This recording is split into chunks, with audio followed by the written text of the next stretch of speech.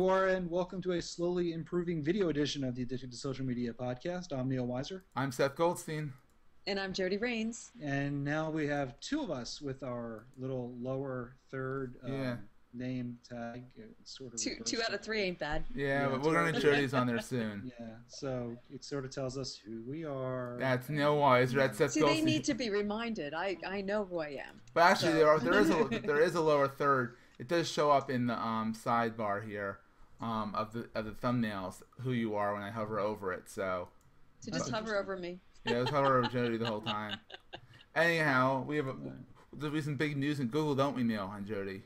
It seems to have been a little bit more of a whimper news than big news, but Google has finally rolled out their Pages for Business to the collective yawn of marketers everywhere. I wouldn't go so far as yawn.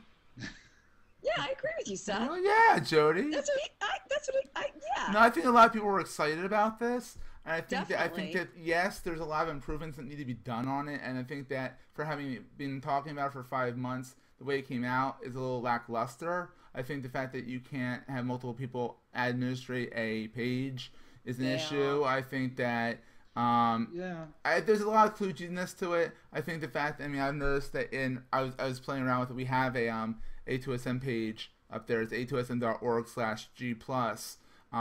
So you can go there and circle us over there to get updates on A2SM.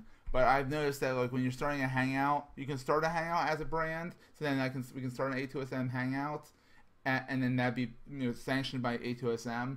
But I can't join a Hangout as A2SM. So we can't have a WebMarcom, Neil Weiser Consulting, and Goldstein Media Hangout where we're all of our brands, unless only one of us who's hosting the Hangout can have their brand be the name of them on the Hangout. So, and there's a few other kludgy things. Did you get all that? You get all that? I did actually, but let me ask you something. Do you think? I guess I was a little bit disappointed with the brand pages. I was expecting something that was going to look different or feel different. So maybe that's the yawn factor, Neil. But my dismay was that now here we go again. Let's start all over again. You got to start building up an audience, and you know what I mean. Yeah, but it was easier. It was easier, Jody. Honestly, it was a lot easier because if you build up a following, I'm a special case. I have a huge following on Google Plus. I'm not tooting my own horn. Just saying, I tweeted out about A2SM. You just tooted your own horn. I did. I know I did. I'm not yet. I'm just saying. You can't toot by saying I'm not tooting my own horn. You're tooting your own horn. Exactly. Yes, exactly. But I'm saying I was able to say, hey, would you mind circling our page? And a lot of people did. So I guess if you ask people to circle the page, at least in the start of these pages, people are more than welcome to do it. What would you do with the page? Most of the time when you're on, are you on as Seth or are you on as Goldstein Media? Well, I'm never on as Goldstein Media. If anything, I'm really pushing the G+, the G+ Guides one or A2SM on Google+. And if I'm doing Goldstein Media, I may have a Goldstein Media page just to have one. But generally, I am Goldstein Media. Therefore, I'm really posting that stuff up under my own name. But So what does Goldstein Media having that page do for you? I guess when I'm running specials, it's gonna be very much of a brand page. Like if there's something that's really centric, not Seth oriented, but something that I think would be better as a company announcement or something, will go under that page. So people are more than welcome to follow it. It's gmwd.us/G+. If you want to follow that page, but really, I'm focusing mainly on the A2SM page and the G+ Guides page, the definitive guides to Google Plus page first. But one thing I did notice real fast, let me just add this since we're talking about this, is that when you're in a brand started Hangout, and let's say I want to add Neil Weiser, and we're in the classic view. This is what we're all viewing on right now. This is the advanced view. When we're in the classic view, you know how you can click on the name and it pulls up their profile. When you add them to your circles, you're adding it back as your personal page. There's a disconnect in there, whereas even though you're in the Hangout as a brand, you're still adding them to your personal circles. So I think that's a bug that I brought up with them. They said, "Oh, thank you for sharing that. We're going to look into it." But that's the all said. Neil, what were you going to say? Yeah, you keep trying to talk and. Sorry. So how's that different from anything else? Well, really, on the one hand, you can take a look at the brand pages and say this is pretty much what Facebook had when they first rolled out their brand pages. It took Facebook quite a while to get the features up. The problem is that now that we have these various features on Facebook, and we don't have it now on Google, people are feeling a little gypped.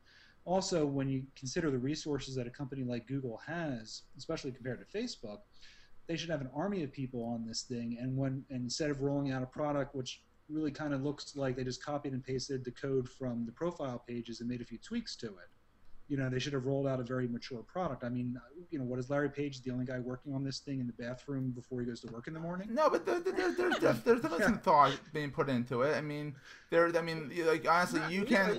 Not the magnitude of what they were. Talking about. They kept saying too much hype. When they're ready, we'll let you know. They're not ready yet. There's too much hype for what came out. Yes, there's too much hype. Look, we all know that Google is terrible managing their hype and PR, and needs an entirely new marketing agency. Hey, you can give me a call, guys, if you want some tippers. But hire Neil Weiser, yeah. But they could. But the problem is that you spent months saying it's coming, and then when you launch it, it's basically a profile. Yeah, I mean there is one big thing that you can't circle people before they circle you. I mean there are some protections for the individual user against brands. And you can you can circle people before. No, you can't. I can't go to Jody's page as A2SM and circle you until you circle A2SM first. You would have to, as a person, like my page. There are a lot of weird quirks with this. But I like that, which will all get resolved, hopefully in the near future. But I just think at this point, especially with the stakes this high, and with like I said, the resources that Google has, to not roll out a much more fully featured product that looks prettier, rollout, that looks prettier, that functions better, has better functionality. After all the hype, At the very least, gives you the ability to have multiple administrators. At least that. Which is not that complicated of a thing to do. That's a big issue too for many people like us who it's colossal. Well, especially when you manage other people's pages. Yeah, exactly. Well, I think what's going to happen is Google Plus has really evolved fast and quickly. I think they will most likely come up really fast with these changes. Unlike Facebook, who was iterating from the ground up with no other thing to base themselves off of. I think we will start seeing a lot of changes to Google Pages within the next few weeks. Well, undoubtedly, but my point simply is that, again, with a company with this amount of resources, with this amount of money, with the experience and already seeing what these other companies had done, they've already, they went this approach when they launched Google Plus by slowly adding very critical features, but Google Plus had enough unique features to it which really made it a draw opposed, against Facebook. But now they're putting out a product which at the moment is woefully inferior to Facebook's product from most perspectives. I just think there's no excuse for that. I mean, they should have rolled out something much more developed, much more mature, instead of having this backlash. And every time you have a backlash, it gets harder and harder to get the people back who you lost, who got fed up with you. I agree. Totally agree on that. But one thing they did do right is there has been a lot of clamoring in the Hangout world in Google Plus for a block feature. So when trolls come in, you can actually tell them instead of asking them nicely a few times, please don't do that, please don't do that. Eventually they don't. Chichu, and there's the links in the show notes to the link that Chichu's. He's the head of Hangouts for Google. He posted something up and showed you that if you blocked somebody, there's a little block button I'm showing people right now next to Neil's head or next to Jody's head here. That you can, if you block it, it'll block them all over Google globally, but they'll also turn them off for you while you're in the Hangout. You can then later on deblock them throughout in the privacy controls. When you block them, it's a two-way block or one? No. What it is when you block Neil. Neil is now quiet to me. I can't hear anything he's saying. And he can't hear anything I'm saying. Therefore, so it's two-way between the two of us.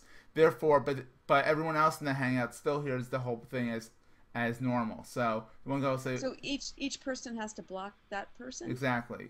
Oh, really? Yeah. So that doesn't make any sense. Well, you can't really kick somebody out. No, not yet. I think what they're trying to do, they're trying to figure out a way to do it and not make it a normal chat room. I think it's a little kludgy still, but I think what's going to happen eventually is there might be a global block. Well, you see, that's another example of something which doesn't seem like it was fully thought out. Because, okay, yes, if you're in a chat and someone's being a troll and saying someone's abusing Jody, okay, Jody should have the ability to turn that individual off, so at the very least she doesn't get clobbered with that. Well, she can. Okay, but there's whoever launched the Hangout technically is the administrator for that Hangout. They should have the ability to block boot them for everybody. To boot them. I agree with that. There should be a boot Because that's what happened when that day that you left and I was stuck.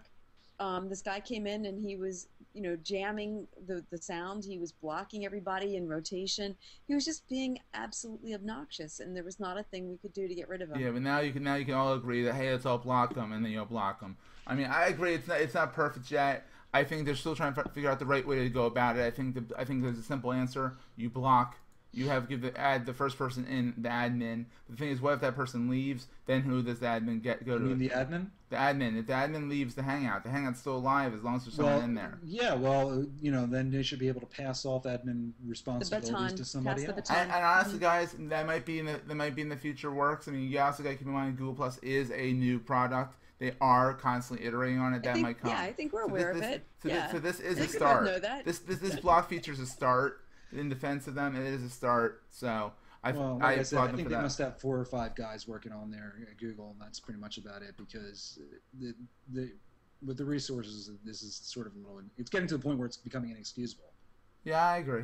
Within reason, I agree. I think there's a lot of people working on different things, and that one problem I've only had 1 or 2 people on it. So anyhow, also Google Plus now gets YouTube integration, further YouTube integration, so you can watch your YouTube in Google Plus now, and you can also YouTube connects directly with Google Plus to share and syndicate when you like something in Google Plus. I mean, in YouTube, it automatically gets syndicated to your Google Plus if you. That's so cool. Is that opposed to or in addition to or what have you to the Hangout? Yeah, that's an addition. That's a whole nother story. Yeah. Right. And then they also released 2 new buttons for Chrome extensions. One that's a global notification button that tells you have notifications regardless of where you are in the web. As long as you're in Chrome, you can see that. And there's a global +1 button. So if a page does not have a +1 button, you can still +1 the page. So yeah, that's actually a really cool feature because now, is the menu bar going to be on top of the screen when you do that? No, it's a little button that they added. It's not a menu bar that you add. It's a little button. Oh, it's in the browser. It's in the browser. It's a browser add-on. These 2 things are browser add-ins. The +1 goes up there, and the notification thing's up there as well. So yeah, I think those are actually brilliant ideas, and you own everything. Yeah, they shouldn't, in my opinion. If I were Larry Page, it wouldn't have been an add-on. It would have been part of the next Chrome install. Then I would have had that permanently displayed up where the tabs go. Yeah, well, that's where it is now if you want to add it. But I think if you want to leave it up to everyone to add it. And it might be in a future release where it's standard. So I'm sure it will be soon. It's too valuable of an asset to leave up to the precocious whims of people. So anyway. So should we move on to Facebook, guys? Or do you have anything else to say about Google? Well, what was that story about the Muppets? I know that there was a lot of hoopla before it came out. And I mean, the Muppets were going to hold a hangout. Muppets. Yeah, the Muppets were going to hold a hangout, and apparently it wasn't as grand as they made it out. They wanted it to be. It's not really their audience. Yeah, it isn't. It was a neat attempt. What it was just a promotional time because they got this movie coming out. Yeah. But but they promoted it as being a live hangout with the Muppets. Is that what it was? Yeah, and it through YouTube instead. Yeah, and I took a look at it. It was just a pre-recorded, piece. Oh, really? Yeah. Oh, it was kind of funny though because it started off with Kermit and Miss Piggy, and you know how annoying Miss Piggy gets, and she's always jumping in and interrupting and things. And sort of like me. Of you, Seth, yeah. I'm Miss Piggy. Jody is just on that high note. Oh, Kermit! So are you Kermit? Of course, that does make me Kermit. So Kermit. You want to hear something funny? You guys know that this past week, yesterday was the big day for elections, and interesting how Facebook gets involved or can be a platform where you can talk about different issues. Mm-hmm.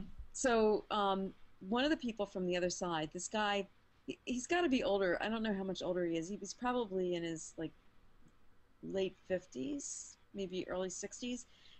Retired. I think he's a chemical engineer or something to do with the pharmaceutical industry. He's got multiple patents. Brilliant. The guy's a troll. You ever find somebody who it's kind of creepy because they're always on your Facebook page and they take things out of context and then try to make you look bad, and yeah, isn't that weird? I'm still not grooving on it. Anyway. All right. So anyhow, Zuckerberg, something to groove on is Zuckerberg on Charlie Rose explained why he thought his social network ruled. Neil, did you catch this? I know you like Charlie Rose. Yeah, I love Charlie Rose. No, I haven't had a chance to sit down and watch it yet. I'm very curious to see if he softballs him or if it's going to be a little harder interview. I mean, Charlie Rose is a great interviewer, but he's not 60 minutes, you know. Oh, and them fighting words. Well, it's not. I mean, there's an old expression saying that something to the effect of, if a 60 minutes film crew ever shows up at your door, run, type of thing. But it'll be very interesting to see what he has to say. I mean, I know he dissed Google Plus. Yeah. Horowitz fought back. Yeah. Also, did you know Forrester says that Facebook is the most popular social network for all ages? But get this. That's kind of, I understand that, but get this. Guess what's number 2? Anyone? LinkedIn. Wow, Jody, you're a mind reader. Well, one would think possibly Twitter, but no, LinkedIn is the second most popular. Wait, is that just domestically? I'm not sure about that. I just know that. Let's see here. Because you got sites like Baidu and some of these other sites in China where 1% of the population exceeds the entire population. It says of all the social networks, Facebook is only one that has no generation limits. From grandparents to teenagers, Facebook, the largest social network, attracts users of all ages. A recent study by Forrester found that of the U.S. adults who use the social network, 96 of them are on Facebook. 96% of them. That makes sense. But what were the how far behind is LinkedIn? Facebook beats the other social networking sites by a long shot. LinkedIn, the next popular site, claims only 28%. Interesting. Let's see if they say anything about Google Plus. Twitter. I'll tell you what I think is behind that is simply the economy and unemployment. People are recognizing that they need to be on these social media channels. What's interesting is, get this. For a job, they're jumping on LinkedIn. Well, guess what it is? It's Facebook at 98%, LinkedIn, well, at least this graphic is not equaling what they're saying in the article, but LinkedIn's 15%, Twitter's 38%. What? Wait, there you sure you're reading that right? There's a bunch of different graphs in here that don't make sense to the article. Thank you, Mashable. But anyhow, right, well, we'll come back. It's okay. Mashable needs some editorial improvements anyway. I don't know if you've noticed the number of typos that I've been drifting into. Yeah, it's kind of interesting because Lance Ulanoff, who was the editor-in-chief of PC Magazine, is now the editor-in-chief of Mashable. So hopefully he's going to clean some stuff up. But I hope so. I mean, the number of grammatical errors and typos that I'm seeing on Mashable posts. And they're trying making themselves like they're a big magazine, and I see more errors there than I see on our posts.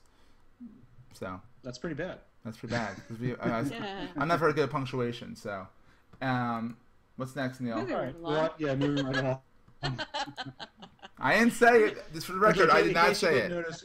In case you didn't notice, we're trying to speed through a little bit of this podcast because we got started really late, everyone. So, but we're still going to give you some good information.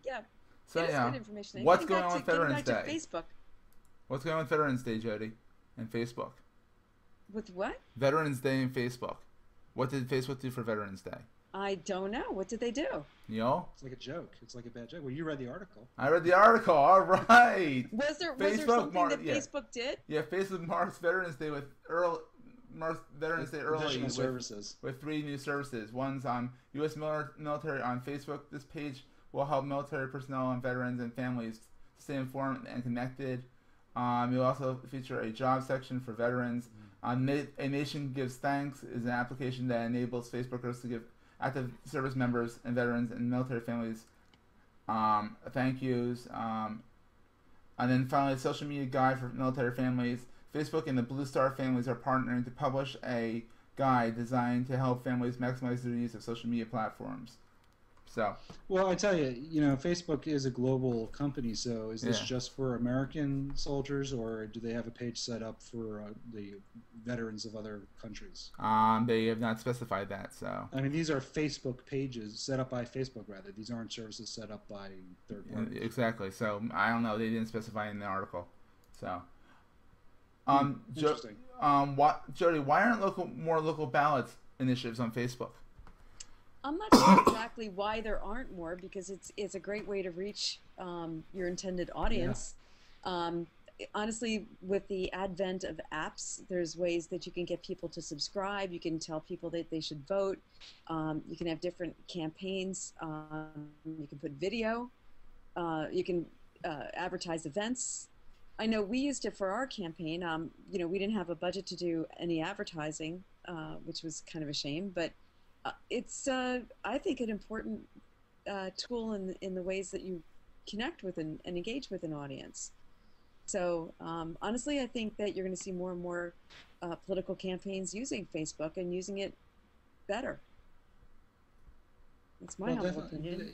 Yeah, I mean, you know, I got to be honest with you. I think also because this particular election cycle seems to have been a little bit of a not such a big deal. Let's put it that way. I mean, last night it's not a presidential campaign. Well, obviously, yeah. I mean, it's focused mostly on local elections, but there were a lot of very important initiatives on the ballot in a lot of different states that, depending upon your point of view, got voted up or voted down. You know, but you know, a lot of people didn't even know what the issues were.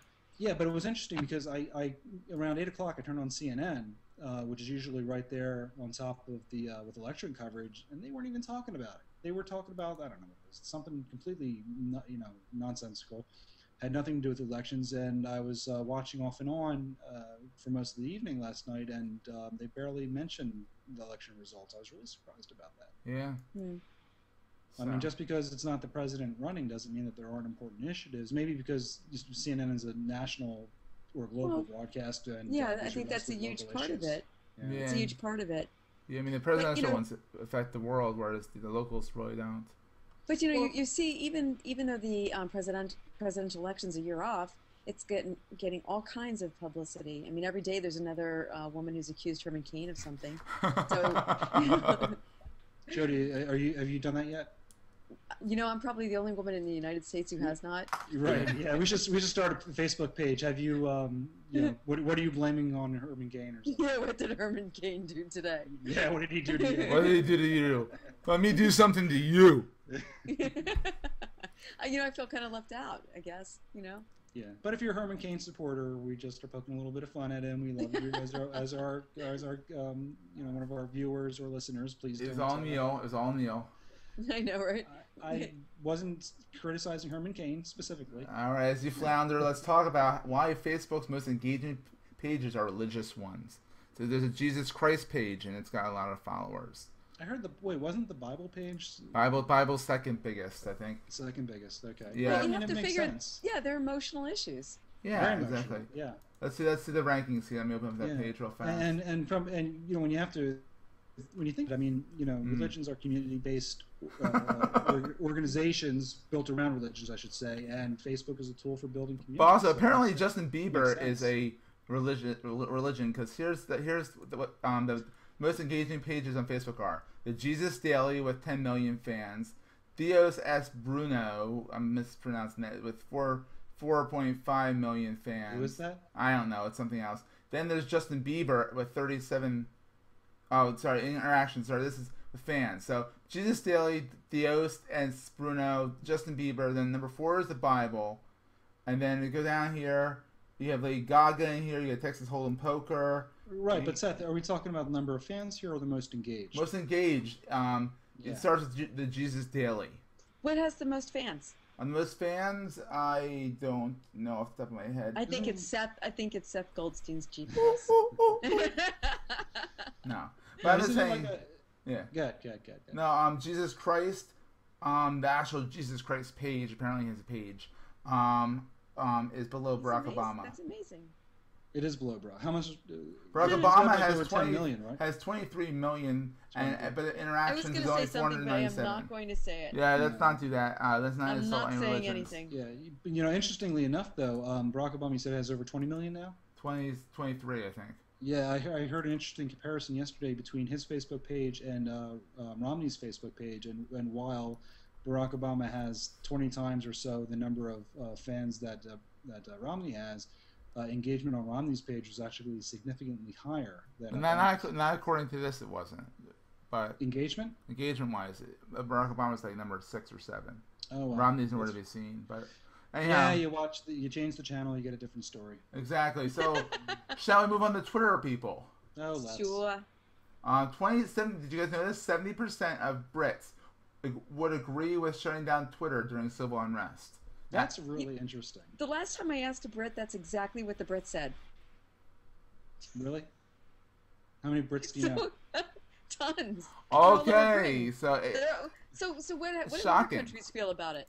I mean, I think it's shocking. I think any turning off of social networks, I don't care what it is, should not be turned. That's abhorrent. I mean, yeah, it might quell civil unrest, but what's stopping the government from then shutting it down under something that's a little bit more peaceful? And also, people might use Twitter to find out where their loved ones are. I mean, yes, it's only one network, but where does it stop? I mean, we're in a democracy here. There's a lot of things that go on. Well, but you're comparing American customs and laws to Britain, which actually has a very different legal code. But how far is, when Britain does something, what's stopping people in the U.S. from doing it as well? I mean, a lot. But they might see presidents over in Britain and try and do it over here. No, you can't. It doesn't work that way. I mean, when you have, I am surprised that so many people, 70%. I mean, that's just an overwhelming number, agreed to shut it down. But being that they just had those riots a few months ago across the country, yeah. I mean, I can understand because that was coordinated through Twitter. And while we haven't gotten to that here in the U.S., I personally think it might be coming, but that's a different story.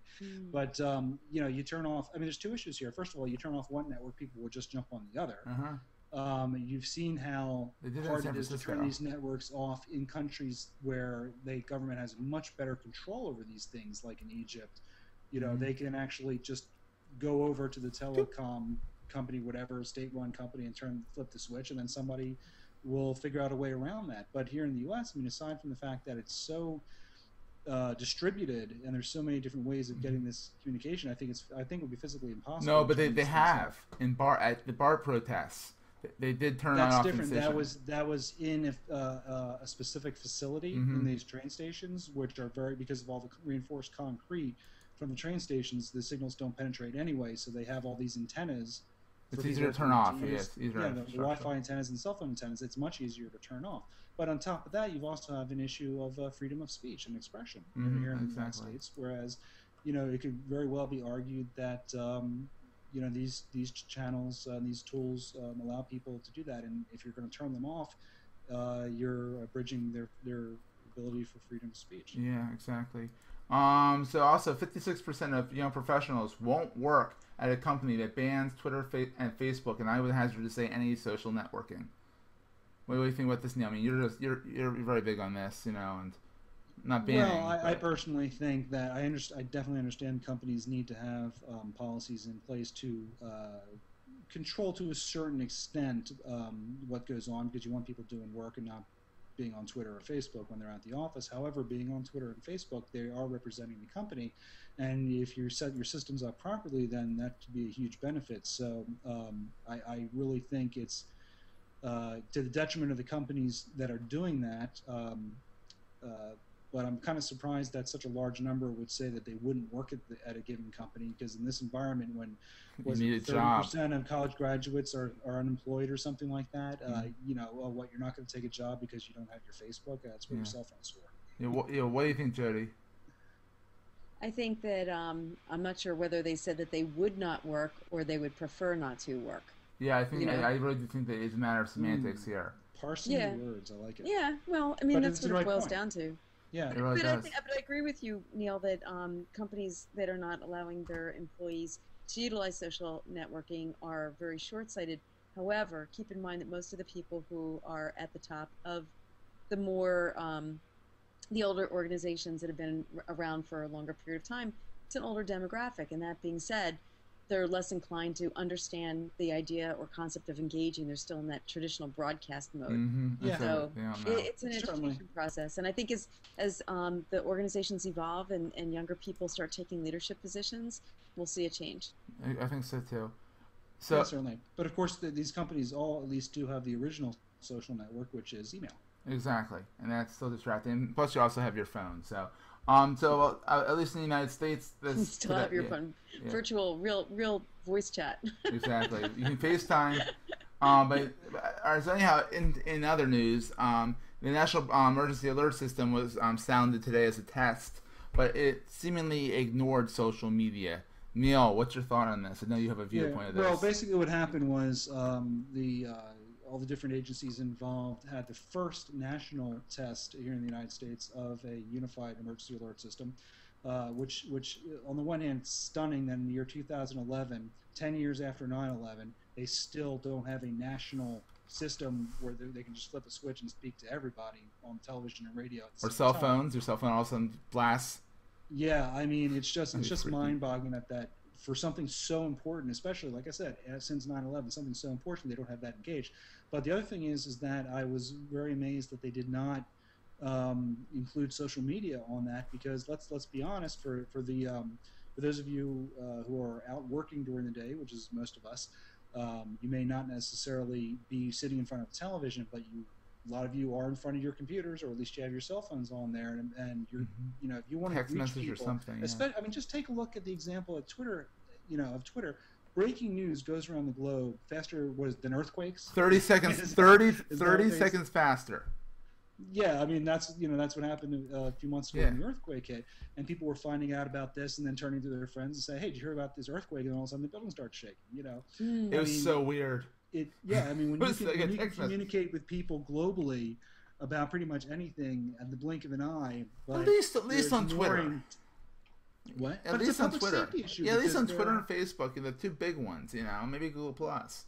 But still, it's really a public safety issue, because if there were a national emergency and there are, most people do not have televisions in their offices, they're going to have to wait until people start seeing the announcement and then start going online to post on Twitter and to Facebook and what have you, saying, "Oh, there's a national emergency." Couldn't they behoove the telcos, like the Verizon Wireless and AT&T, and all the subsidiaries and the smaller ones, to say that when something bad happens, we are allowed to take over SMS and blast everyone's cell phone for a free message? There are provisions for that, and I'll give you an example. Over the summer, I was down at the Jersey Shore, and they actually had a sewage line leaking into the water mains, contaminating the water for one of the towns down there. And they actually had one of those emergency alert systems actually Plumstead does that, calling everyone in the city, telling them not to drink their water. And this is a small town, which is not the most technically advanced town in the world, not the most backward either. But if they can do this, why can't we do this on a national level? And I mean, really, honestly, how difficult would it be? There's also, every government agency, not every, but most of the government agencies now are on Twitter. Someone's got a Twitter account. There are Facebook accounts. I mean, if something's going to happen, okay, post to Facebook. Yeah, exactly. I mean, maybe there's something going on. Maybe what they were also thinking was that this is just a test where they're going to write, "This is a test of the emergency broadcast system. We're not tweeting." Yes, exactly. But people have to be fine. Because if you do it, everyone who sees the tweet will be follow like, "Oh, okay, it's a test. It's a test, and I'm glad that they're doing it." Then they'll forget about it. But if something really happens, and then that tweet and those posts, and they'll pay attention to it. Yeah, people will. Yes, they will pay attention. I know, even make it a trending topic. Yeah, and seriously, or really big, and they take over Twitter's screen or something like that. I know Plumstead Township, which is not exactly a backward township, just a little bit north of Doylestown, where I live. We get alerts every once a week when they're going to flush the drains, or going to do something. They call us. I mean, it's not always audible. I mean, we can't always understand what they're saying because it's a bad recording, but at least we know something's going to happen and be aware if something weird happens. They kind of warned us.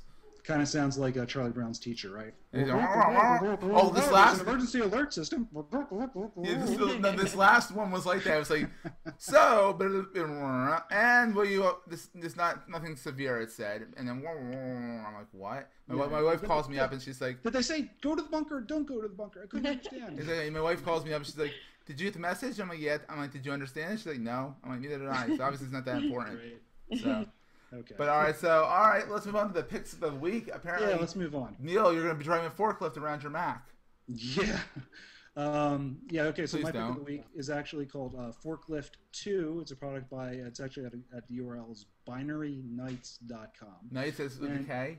And no, Nights, Nights, binary, BINARYNIGHTS. You can go to the show notes. It'll be linked in there. It's called Forklift 2, and really what it is a file manager for the Mac. Okay, big deal, you say, because the Mac has the Finder in there, which I happen to think is really an embarrassingly piece of nothing software. This really maxes out the Finder and sort of like gives you one on steroids. I mean, aside from your usual typical file management tools that you have in there, I mean, it's got a lot. It's got a built-in FTP. Wow. It's got built-in. You can look at multiple windows, so you can almost have like 2 instances of them going, and then you can scroll through your file directories in sync with the other window, which is pretty cool. So you got that synchronized browsing. It has batch renaming of files. It's got let's see what other stuff down here. You can have all sorts of remote servers, for example, like everything from Dropbox to your web server, actually hooked up as a drive. So when you click on that, you don't have to go to the URL, type the URL, enter your password, and everything like that. It'll be set up for you. And it's also integrated to Amazon's SM2 service. So it's got some really many other features, yeah. Many features. It's really an amazing, cool application. So if you're on a Mac, as I recently have made the move, and you want to have better control over moving around your files and in your computer, I highly recommend it. It's not free, unfortunately. It's got like a 3-week trial period, but it's not expensive. I think it's like what, $29 or something like that. So check it out. Having all those tools integrated though is really useful. So very cool. So my pick of the week is Think with Google Insights. It is a new initiative that Google's been putting out that really gives you a rundown on what people are talking about throughout the Googleverse. It is an interactive page. Now, if I can get the page to pull up here, I'll explain a little bit better. But it's really neat to see what interaction people have, like through mobile. It's really sharing their data that they've derived from people using different avenues to get to their data. So here it says Think Insights with Google. Forward thinking and rooted in data. Think Insights offers you a one-stop shop for consumer trends, marketing insights, and industry research. Stay updated and join the conversation. And it links to the Think with Google on Google Plus page. That's pretty cool. Is that a Google product? It is a Google product. It is actually sanctioned by Google. So playing tools. It's just different real time. It's really neat. It's all HTML5. There's facts and stats. So if you're a real stat hound, you can find stuff over there. Thinking ahead. There's latest insights. So they have little images and graphics there. There's a research library with white papers and like how Volvo uses stuff. Automotive shopping behavior study of 2011. So a lot of data and research in here. So it looks really neat. Something to check out. And they are on Google Plus. So that's mine. I also have another one real fast, which is actually not in the show notes. It's called Split Cam. So if you are a podcaster like us and you want to share your camera with, Ustream, but you also want to share it with, actually have your face show up on the screen as well. It's at splitcam.biz. And from what I hear, I've heard a bunch of reviews through Google Plus. It's actually a really cool tool. So I'm going to use it in the next show, hopefully, and do a live show where we can all of our flubs and stuff will come out in the open. So stay tuned. Follow us over at a2sm.org/G+. That's our G+ page, and I'll announce more over there. Jody, what is your pick of the week? It's actually multiple picks, but it's all on one page. Very handy. It's government-approved apps, and what's really kind of cool are the number, the assortment, and also the fact that you can pretty much trust things that are approved by the government. So you've got things like hurricane alerts, TSA travel warnings, product recalls. There's one even where you can take a picture of yourself and morph it back into a Neanderthal. You've got, I know, it's like, that's a government. How come they have some fun with it? There's a NASA app, Neil. There are many, yes. Yes. Mm-hmm. Wow. So, pocket directory for the Congress, so you can go harass them. You can find all kinds of initiatives online. There's a National Weather Service. There's all kinds of information from the Smithsonian. So go in, take a look. It's got a lot of different apps that you can play with. A lot of them are, I think, pretty useful. But these aren't all built by the various government agencies, yes, are they? It's government apps and mobile sites. Yes, so they're not all apps. Sometimes you have to go to a website. But you can always make that into at least on Android, you can use that as you can make that into a shortcut on your screen, so as if it is an app. Right, but it's not. They're not all built. They are built by the government. Yes. I believe they are. All, every single one of them. Yeah, they're both. I believe they are. Yeah, I mean that's the impression I have. But I didn't check every single one. The T2 mood tracker. It's like a mood ring for your. Come on, they can have some fun. Those government workers, man, you know. But I mean, honestly, they should have been working. They get off at 3. No, just kidding. I'm saying it could be their 20% project. Oh, come on, hey, crickets. You know, there's actually a Wiser app, the Wireless Information System for Emergency Responders. There you go. Oh, there you go. You promote it on your own site. Cool. But yeah, and there's like things for tactical initiatives and very cool postal service tools and yeah. So anyway, it's just a neat place to go browse and clog up some new apps. Yeah, exactly. Yeah, and clog up check them out. Clog up your very cool. phone with that. So anyhow, all right. So I assume that people will want to get in touch with us at some point in time. We hope so. I don't know why. Yeah, I don't know why, but please, we want to hear from you guys. Call us. There's lots of reasons. There's lots of reasons. Tell me about it. Yeah, but you can call us at country code 1-478-A, the number 2SM 118, which is also known as country code 1-478-227-6118. You can email us as editors at A2SM.com. You can tweet us at A2SM. We're also on YouTube. You can search for A2SM Official or go to A2SM.org/YouTube. You can follow us on Foursquare, A2SM.org/Foursquare. And we are on Google+. Please circle us and interact with us there. It's A2SM.org/G+. I could say the whole string, but I think this is easy to remember. Yeah. A2SM.org/G+. Neil, where can we find Wiser Damas lately? Wiser Damas, interesting. I'm pretty much all over the web at Neil Wiser on Twitter, NEALWISER, NeilWiser.com, Neil Wiser this, Neil Wiser that. Just go around, find me, you'll find me. You're also at A2SM.org/NEAL, all lowercase. Oh, yes. That's your Google Plus page. Come on, people, let's remember this stuff. So, Jody, where can we find you? A2SM.org/Jody for my Google Plus. With a Y. With a Y. Why? Because my mother said so. You can find me at webmarcom.net. I blog at webmarcom.net/blog. I know, Neil, I mean, why does he do that? Why does he do that? I like it. I know. Seth, you're cute. But anyway, where else? Oh, on Twitter, sometimes I'm there as Sunswept, SUNSWEPT. Facebook, LinkedIn, YouTube. Either as Jody Rains or webmarcom. You can find her everywhere. Look for the cute blonde. Anyhow, you can find me at Seth Goldstein on Twitter, SETHGOLDSTEIN on Twitter. You can find me on Google Plus by going to A2SM.org/Seth. That's A2SM.org/Seth. And Neil, take us out so you can go pick up your daughter. I can go to the gym, and Jody can go party. Can just go. Well, this has been the Addicted to Social Media podcast. I'm Neil Wiser. I'm Seth Goldstein.